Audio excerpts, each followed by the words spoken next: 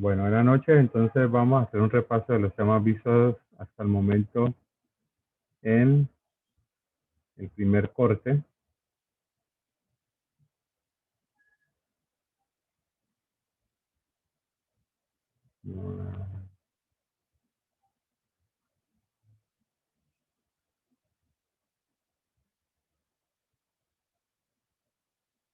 Ok, ahí están viendo. Yes. Ok, gracias. Bueno, entonces, eh, haciendo el repaso, entonces recordemos que en el pseudocódigo tenemos inicialmente una estructura general. Esta estructura general siempre lleva la palabra inicio y la palabra fin, indicando pues dónde va a comenzar toda la posible solución que usted propone y pues dónde va a terminar. Entonces, este inicio y este fin siempre deben estar presentes para poder dar esa información. Dentro de ese inicio y ese fin, entonces ya van unas actividades, unos procesos, una información, donde lo primero que debo hacer es crear o declarar las variables con las cuales voy a poder trabajar o realizar pues la actividad. Estas variables son los datos o información con lo cual yo puedo generar el resto de instrucciones. Entonces, después de yo tener estas variables que van a ser mis herramientas a utilizar, entonces arranco con las entradas, donde esas entradas pues va a ser la información que el usuario registra o ingresa y acompañada de algún mensaje que le informa qué está haciendo o qué va a hacer. Cuando yo ya ingreso la información, entonces esta va a ser procesada, o sea, va a poder, va a generar unos cambios, va a generar eh, unas actividades. Esas actividades como tal, pues van a generar unas posibles respuestas. Entonces, después las salidas son las respuestas que vienen de estas actividades ya realizadas. Se espera que las salidas o esas respuestas sean las esperadas. De lo contrario, si se tienen errores o inconvenientes con la salida, pues le informe al usuario de dónde viene el error, donde puede ser por la entrada o por algún proceso.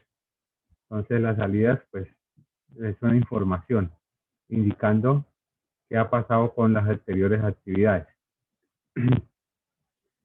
En el momento de yo declarar o crear las variables, entonces debo tener en cuenta que ellas van a llevar un tipo de datos.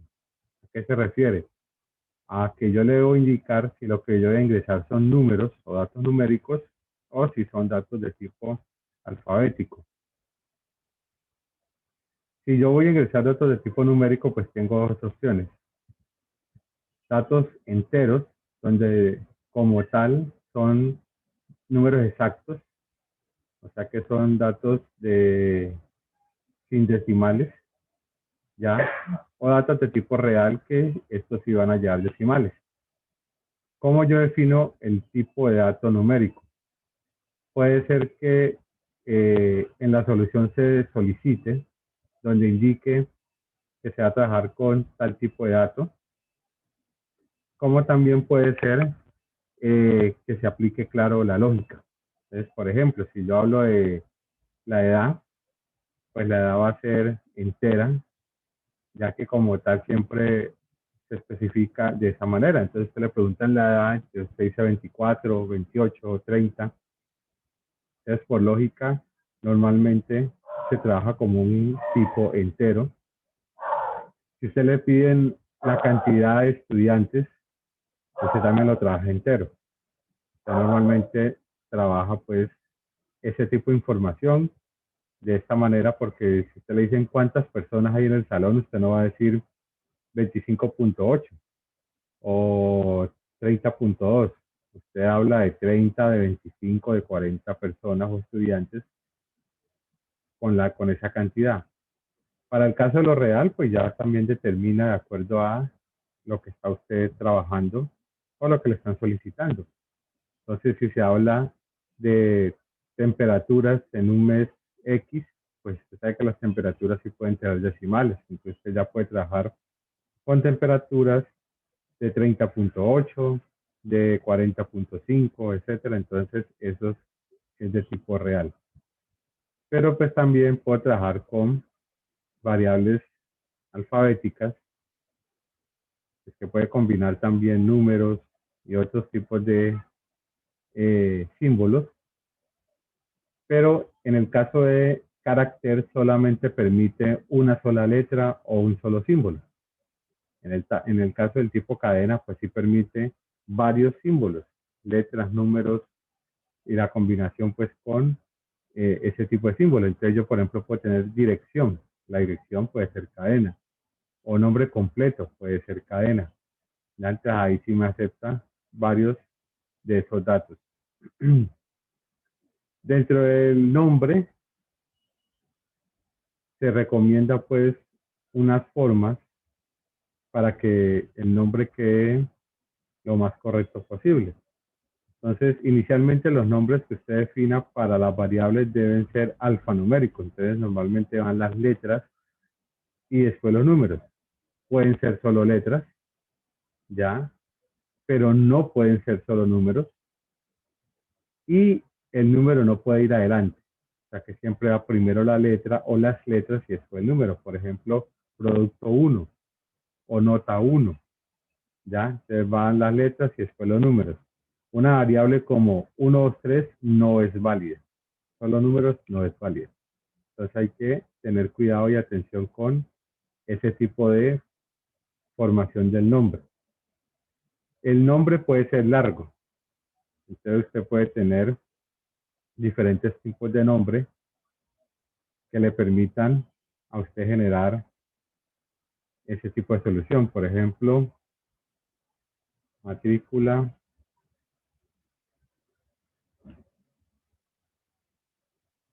estudiante. Puede ser una variable.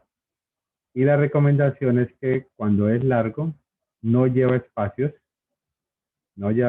y las primeras letras de las palabras pueden ser en mayúsculas, ¿ya? Usted puede tener la variable producto 1, hasta ahí es válido. Usted puede tener la variable nombre completo, ¿ya? Usted puede tener la variable resultado. Ya depende de lo que usted va a generar, a crear o a utilizar. Entonces, de acuerdo a eso, pues se recomienda que el nombre tenga que ver con la funcionalidad.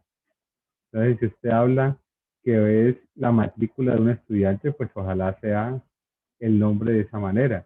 Si usted habla de que ahí va a guardar el resultado de la suma o el resultado de la fórmula, pues entonces coloque el resultado o colóquele suma. Se puede tener variables de muchos tipos. Por ejemplo, usted puede tener la variable S, puede tener la variable R, puede tener la variable M, puede tener la variable D. Son variables válidas. ¿Qué es S? Ah, que es la suma. ¿Qué es R? Que es la resta. ¿Qué es M? Que es la multiplicación. ¿Qué es D? Que es la división. Sí, es válido. Pero este tipo de variables de esta manera puede generar más confusión sin saber, pues, en algunos casos cuando ya se habla de una gran cantidad de información, porque una cosa es tener 5 o 10 variables, otra cosa es cuando ya usted utiliza 30 o 50 variables por la cantidad de datos que va a manejar. Entonces, cuando esas variables tienen este tipo de forma, pues a veces es más difícil reconocerlos o trabajarlos de una manera adecuada. Entonces, esa es la recomendación. Entonces, se recomienda que el nombre sea de acuerdo a la funcionalidad.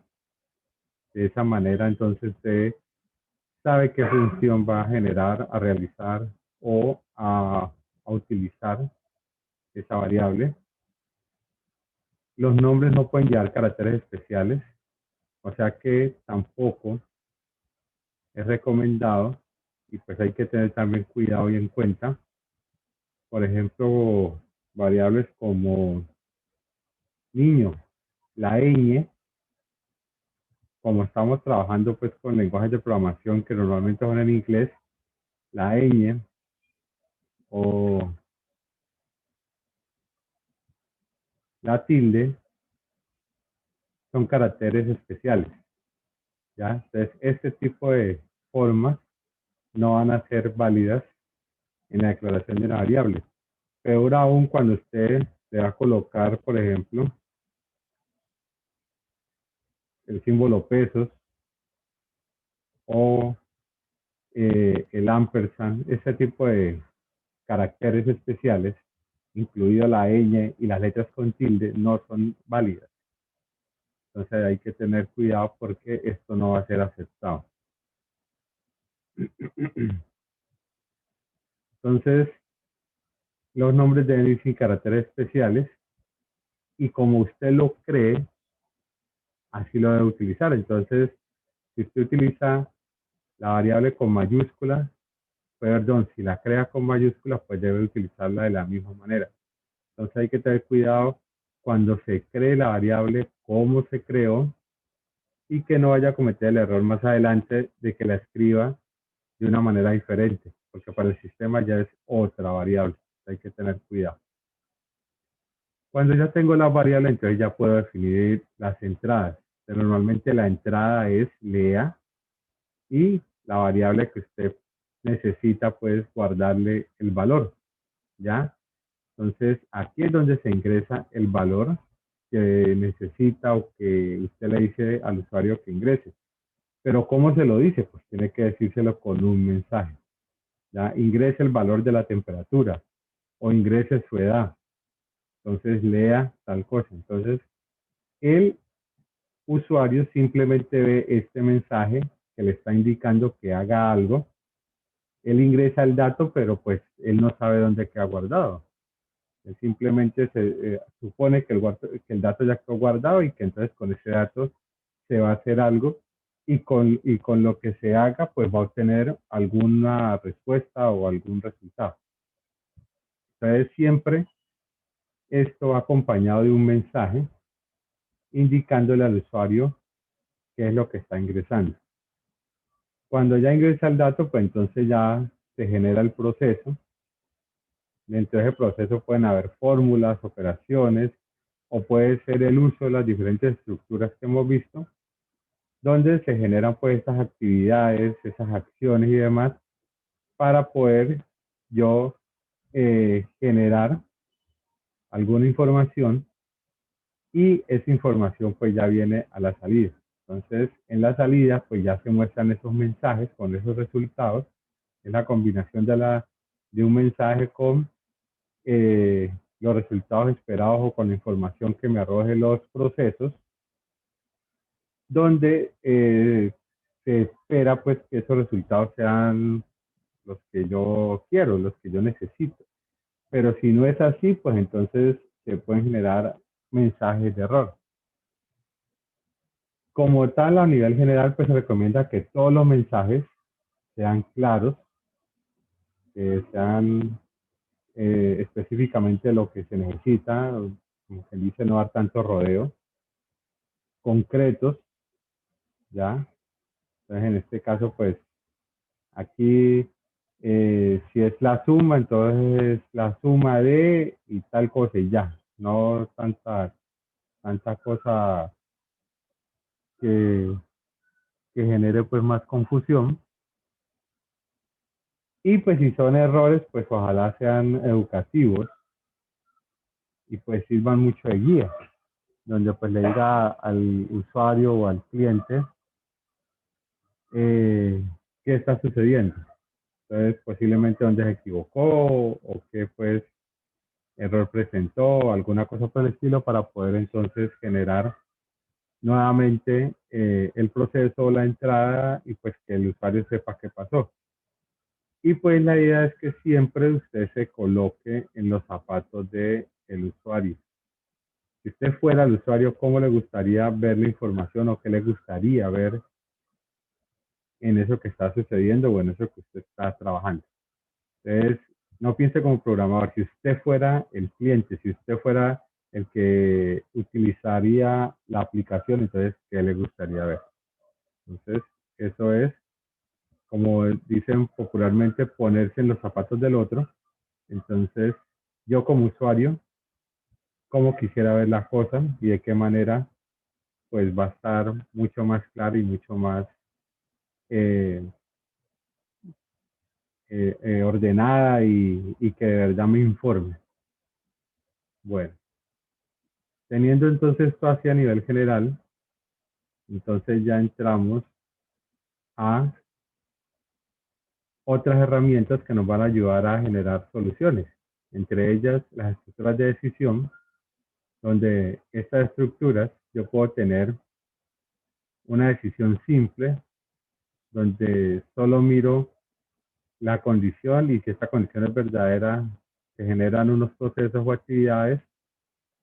Si es falsa, ya no hace nada más. Aquí simplemente evalúo esta condición para ver si realizo estas acciones. O la decisión doble, donde yo miro si la condición se cumple, entonces ya hago un paquete de acciones. Si no se cumple, hago otro paquete. Entonces aquí ya tengo dos posibilidades. Acá prácticamente tengo una. Si esto es falso, pues continúo o se sale o termina la solución. Acá por lo menos pues la condición me determina si hago unas acciones o hago otras. Pero también puedo tener varias posibilidades. Normalmente en el caso de las estructuras de decisión múltiple, es similar a lo que usted puede mirar o ya tiene pues experiencia en un menú. Cuando usted llama a su empresa de servicio celular, por ejemplo, una máquina le dice, escoja una de las siguientes opciones. Entonces, opción 1 tal cosa, opción 2 tal cosa, opción 3 tal cosa, tal.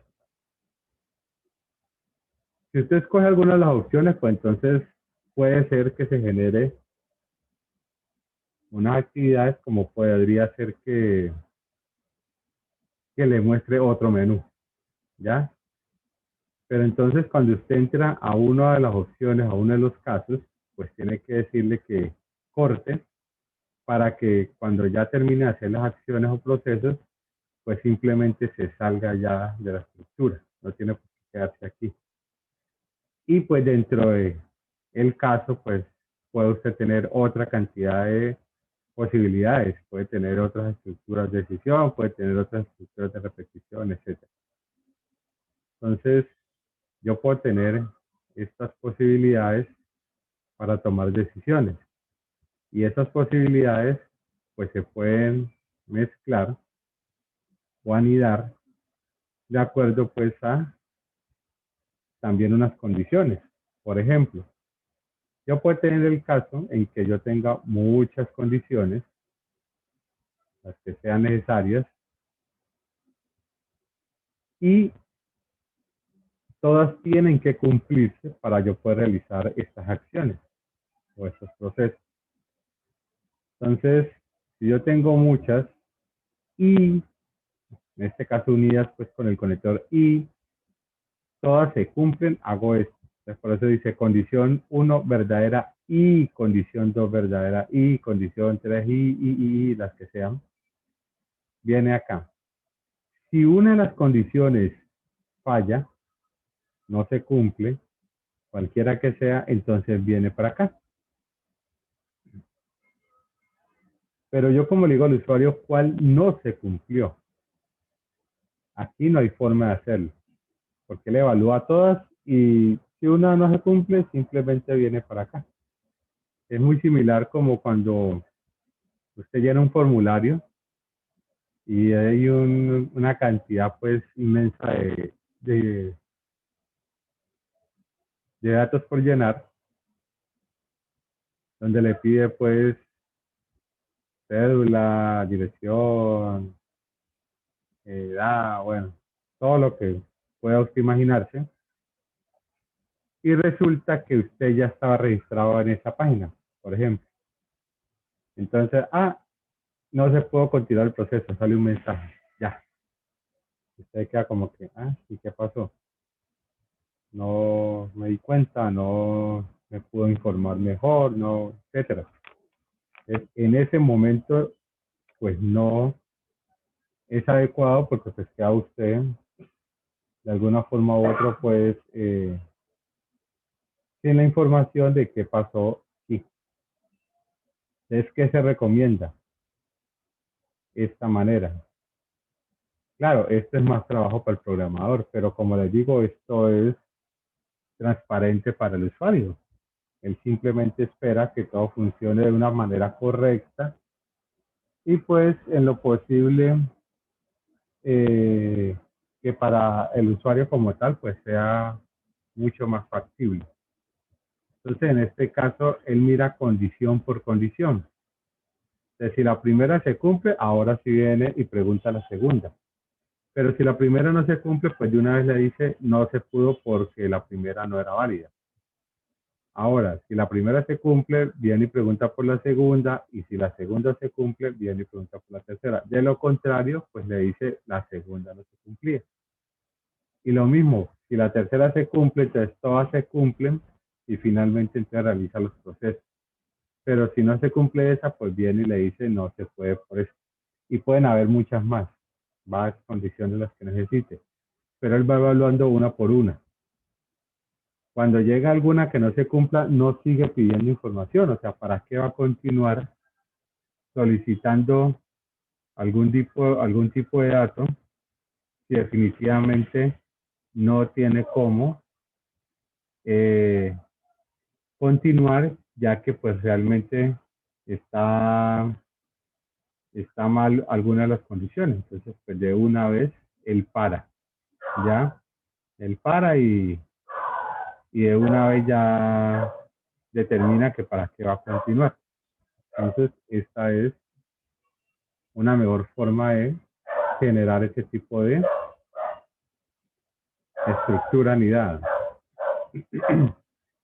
Igual también está la posibilidad cuando la conexión es con el O. Entonces, aquí, si una se cumple, viene para acá, de una vez. Si una es verdadera y las demás no, no importa. Con una que sea verdadera, viene para acá. Para que venga para acá, todas tienen que ser falsas, todas. Entonces, en este caso, aquí yo tengo que decirle al usuario es como cuál sí era la verdadera o cuál sí se cumplió. Cuál sí se cumplió para poder yo continuar aquí con los procesos. Lo mismo, se recomienda una manera diferente donde se tenga en cuenta cada una. Cada una se va evaluando y cuando ya se cumpla, se generan los procesos y listo, termina. Entonces, es una manera mucho más eh, explicativa o comunicativa, pues con respecto a los usuarios de qué está sucediendo. Y él puede saber si todo está bien o si alguna, o bueno, cuál fue la falla. Es como lo que se espera normalmente para poder que el usuario esté, pues, como decirlo de alguna manera, tranquilo o se sienta cómodo porque le informó cómo se está dando todo el proceso. Seguidamente, pues también tenemos las estructuras de repetición. Con estas estructuras podemos hacer muchas veces unas acciones o unos procesos. Entonces, se conocen como estructuras de repetición, a veces algunos autores le llaman como bucles o ciclos. Entonces, la idea es que yo pueda repetir esas acciones, esas instrucciones las veces que yo considere necesario. Donde yo puedo tener la estructura para haga, con la cual yo le indico dónde inicia y dónde finaliza por medio de una condición. Pero ¿cómo yo llego del inicio al fin? Si yo no le coloco una forma de llegar de un punto al otro, pues se me va a quedar allí, o sea que se me queda en un ciclo infinito. Entonces, normalmente coloco un incremento o un decremento para yo poder ir de un punto al otro y que en algún momento esta condición pues sea falsa y ya, termine, ya se salga. Entonces, hay que tener cuidado con la forma en que esto se coloca para evitar ese tipo pues de inconvenientes que a veces se presentan.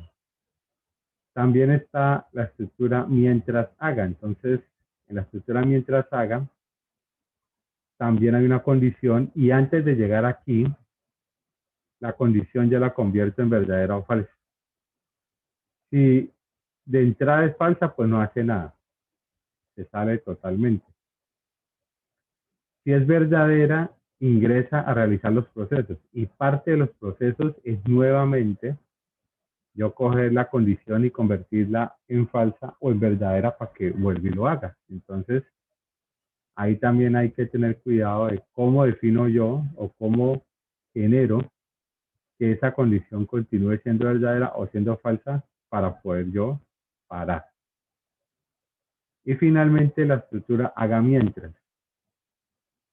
Aquí yo evalúo la condición al final. Acá yo la evalúo desde el principio. Aquí no, aquí la evalúo al final. Entonces, ¿qué quiere decir? Él ingresa y los procesos los realiza. Dentro de los procesos yo tengo que mirar que la condición continuar siendo verdadera para repetir o convertirla en falsa para salir, ¿ya? Entonces, son cositas que hay que manejar con cuidado, donde estas condiciones me determinan la parada y con las cuales pues yo debo saber manejar de forma lógica para que no se me queden en ciclos infinitos o me generen resultados no esperados. Entonces vamos a ver unos ejemplos.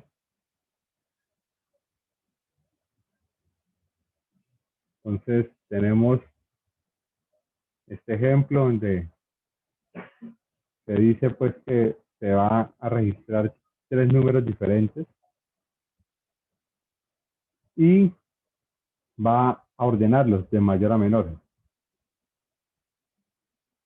Miren que el enunciado no dice que los tres números deben ser enteros o deben ser reales, o sea que ahí se puede tocar, definir, trabajar como quiera. Y le está diciendo que lo va a hacer por medio de comparaciones. Se va a comenzar a comparar los datos para poder definir esa información. Entonces siempre inicio, aquí puede ser entero o real, los tres datos. Y aquí volvemos a las recomendaciones. Yo les recomendaría que, por ejemplo, estuviera de esta manera.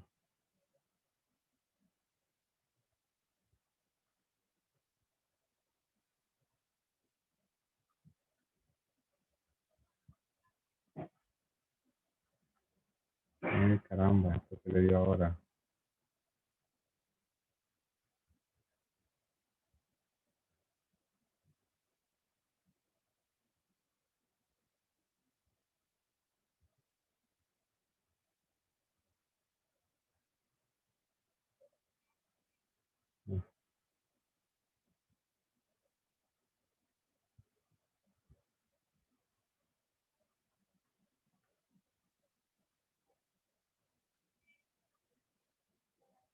Entonces ingresa el primer número.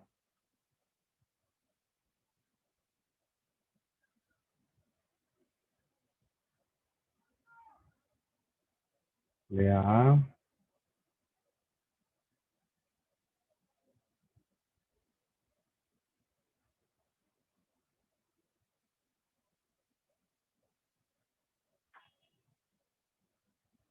Ingrese el segundo número.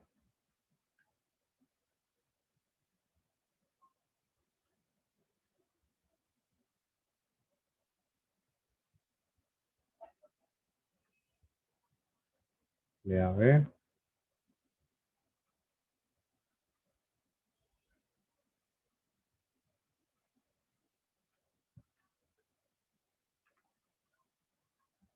Ingrese el tercer número.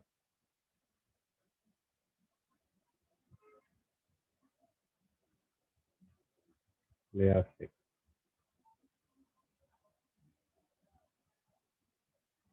Entonces miren que la recomendación es que lo hagan de esta manera. Es más, en algunas ocasiones estos mensajes pueden ser más directos.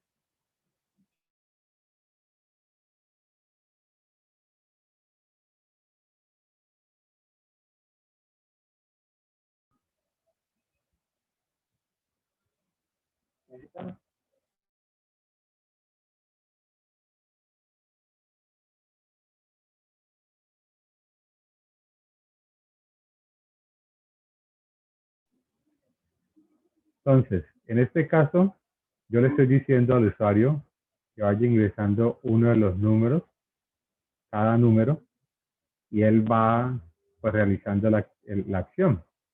Es más, como les digo, en algunas ocasiones hasta es necesario, a veces es necesario indicarle, ingrese el primer número y digite Enter, por ejemplo. ¿Ya?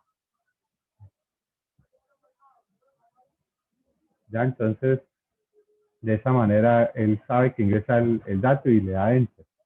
Y a veces hay que colocarlo, pues así suene como, como tan engorroso, pero a veces hay que hacerlo. Un ejemplo que usted puede también mirar es, digamos, en el caso de los productos tienen un código. Y ese código es el mismo que maneja el código de barras. Entonces usted le puede decir al usuario ingrese el código por teclado o con su lector de código de barras. Entonces él ya sabe que lo puede hacer por teclado, o si tiene el hardware, en este caso el lector de código de barras, lo haría con este lector.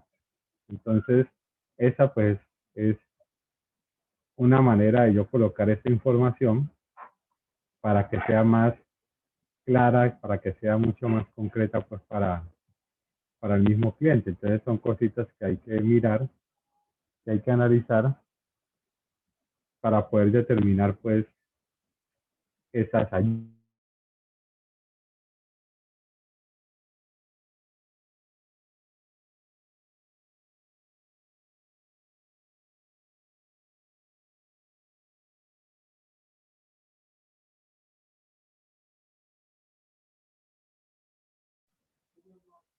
Entonces, en este caso, pues como esa recomendación.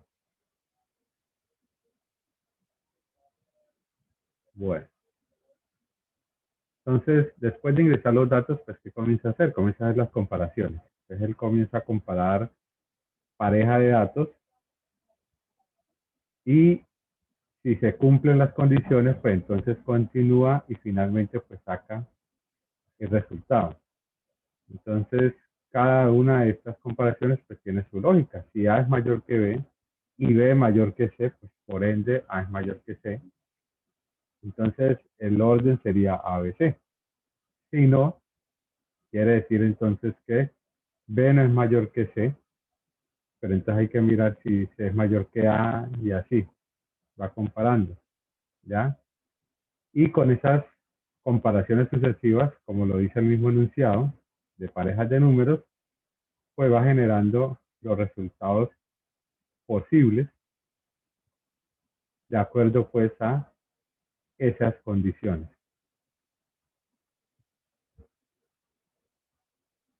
Tenemos otro ejemplo donde dice ingrese una cantidad n de números, no dice cuántos son, pero tampoco dice si los números son enteros o reales. La cantidad sí debe ser entera porque es una cantidad determinada, usted va a ingresar 10, 20, 50 números, pero los datos que registra para hacer el proceso de suma, pues sí pueden ser reales. Entonces, esto debe ser entero y esto puede ser real. Y pues indica que van a ser leídos por teclado. Entonces, inicio, fin, no se pueden olvidar de esto. La variable n y una variable total de tipo entero. Esta total la utilizaremos para controlar el ciclo.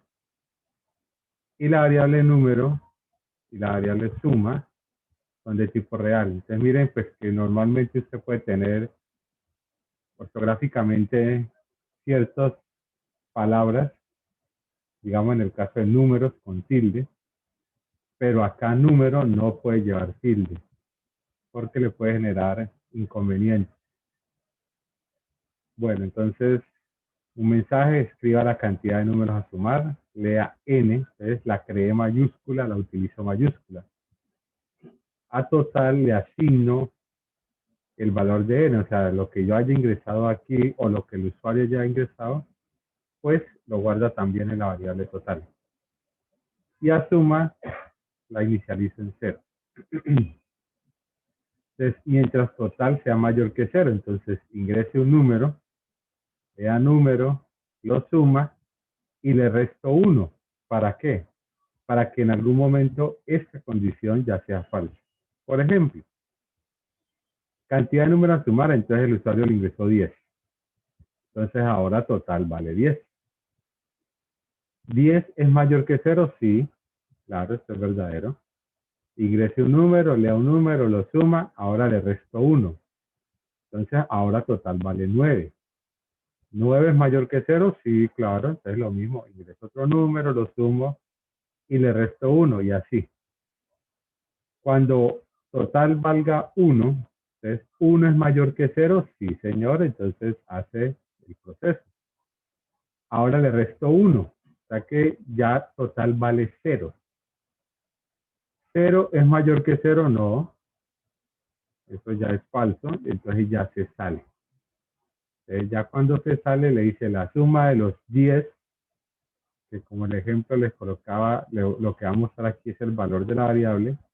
La suma de los 10 números es, entonces lo que haya pues aquí acumulado. Este es el ejemplo del factorial. Entonces, ¿qué es lo que yo les recomiendo siempre? Usted debe leer el enunciado y entenderlo, analizarlo y ahora sí poder dar su posible propuesta de solución.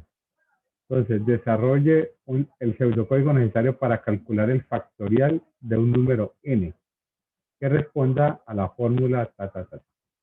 ¿Qué es el factorial? El factorial es la multiplicación sucesiva del número con todos sus antecesores. Entonces es n es factorial de 5, entonces 1 por 2, por 3, por 4, por 5. Factorial de 20, 1 por 2, por 3, por 4, por 5, hasta 19 por 20. Entonces es toda esa información, la multiplicación de los datos, eso es el factorial. El factorial es para números enteros. Entonces, ¿qué pasó aquí? Yo lo coloqué real de pronto porque uno lo ha hecho en los lenguajes y a veces los enteros tienen un límite y cuando se colocan datos de tipo entero, pues no se alcanza a visualizar el resultado real. Entonces, por eso muchas veces uno lo coloca real. Pero pues se supone que realmente esto es de datos enteros. Entonces tengo variable de tipo entero y variable de tipo entero n. Entonces factorial algo en el tipo real. Y también aquí lo que se debería mirar o tener en cuenta es algunas normas. Por ejemplo, el factorial de números negativos no existe o no se realiza. El factorial de 0 es 1. Y de ahí en adelante, pues el factorial de 1, de 2, de 3, pues se podría hacer así. Eso no es problema. Pero entonces la norma es, si es menor que 0, no se puede realizar. Si es 0, el factorial de 0 es 1. Y si es mayor que 0, pues ya se hace el proceso. Entonces aquí no estaría ese tipo de información. Entonces son cosas que se deben tener en cuenta. Entonces ingresa el número de evaluar, le da n, a factorial lo inicializo en 1. Ahí lo inicializo en 1. Esto realmente no es necesario porque acá en el ciclo acuérdense que tenemos un inicio. Este inicio pues la inicialización de la variable, ya dónde va a arrancar, hasta dónde va a llegar y cómo voy de un punto al otro, ya, en este caso con un incremento. Entonces desde 1 hasta que sea menor o igual a n, entonces comienza a multiplicar, ya, entonces por 1, por 2, por 3, por 4, etc. Pero lo que les digo, ¿qué pasa si esto fuera negativo? ¿Ya? ¿Qué pasa si fuera 0? Entonces, esas cositas hay que tenerlas en cuenta. Finalmente, pues cuando termina, pues entonces el factorial del número tal es tal. ¿Ya? Y no se olviden, hay cositas que pueden ser de lógica y hay cositas que pueden ser que la escritura si esté errada, entonces pues pueda presentar el error. Como en el caso aquí de la comilla, que debe ser doble.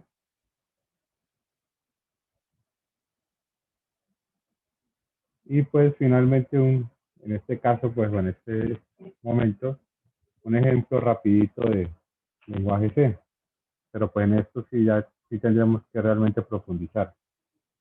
Entonces yo tengo unas librerías.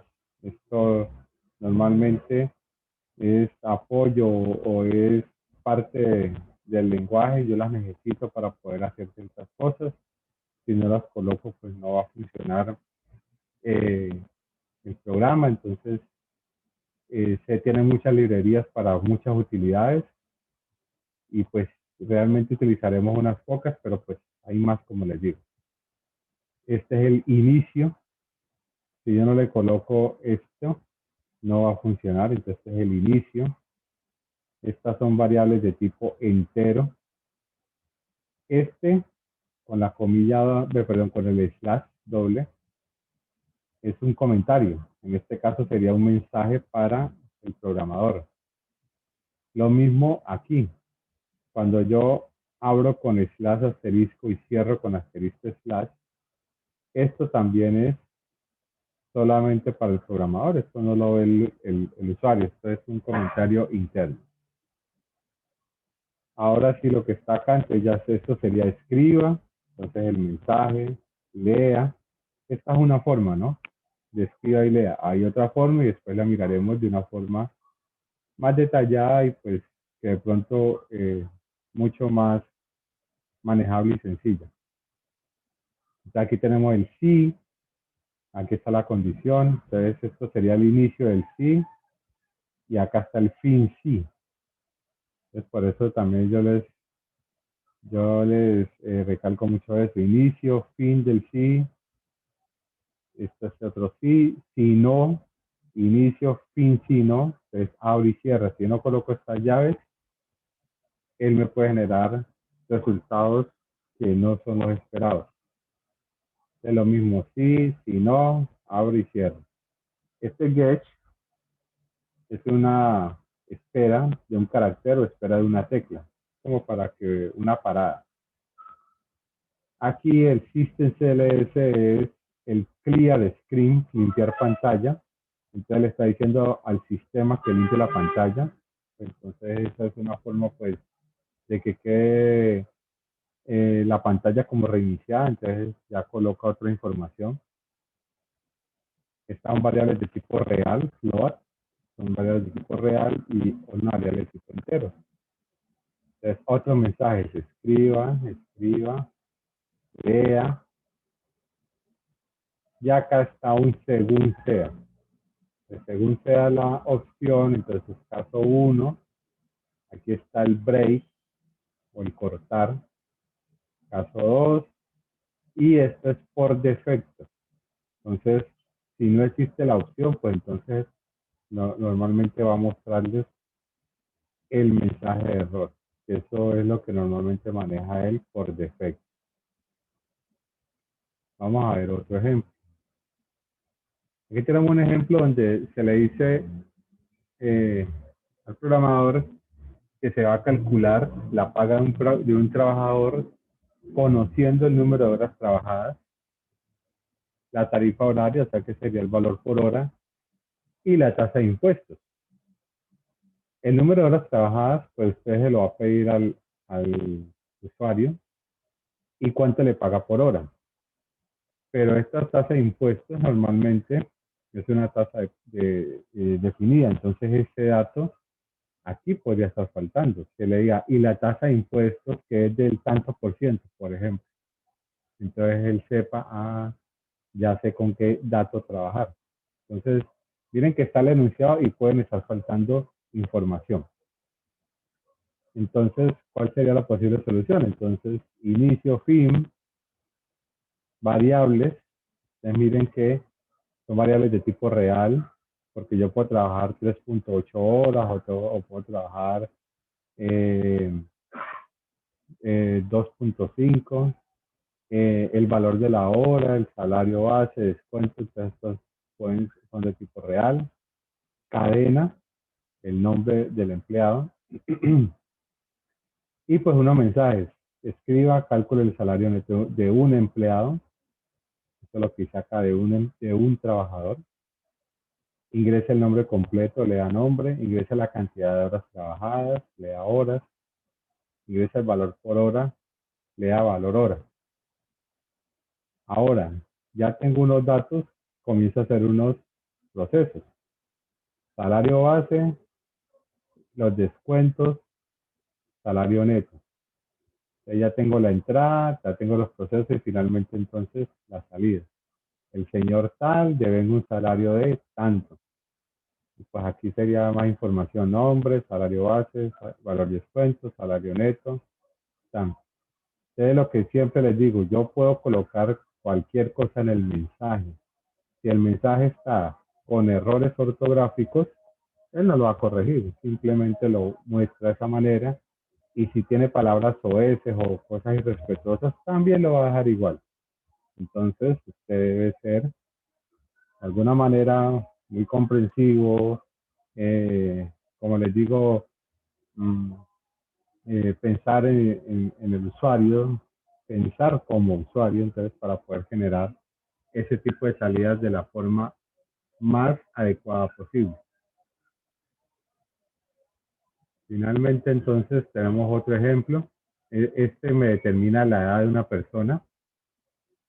Si ustedes se dan cuenta, en algún momento en los registros de páginas y cosas así, él pedía la edad, diga su edad.